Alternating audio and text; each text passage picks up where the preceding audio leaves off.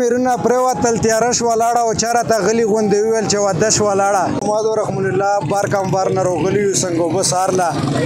او ډېره زبردسته یې لوکا ده ډېره ښکلې یې لوکا ده او ډېر خلکو ټور باندې راغلي دي او څومره هم ده که یعنی خال چیري میدون له ټور کوو هغه لا روشو څنګه اوبه سهارله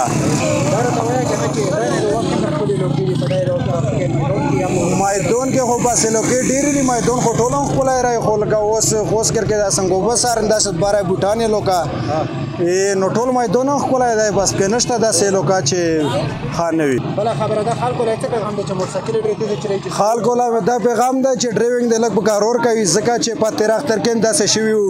ډېرو سکېډنې کړې وې او مړه شولو بس لږ په کارور ډرایوینګ رې کوي نو شیرونه خو ورته نه زده رای با سپین غر یو شعر ورته زده رای چې د مازدیګر میرونه پرېوتل تیاره شوه لاړه او چا راته غلي غوندې وویل چې واده شوه لاړه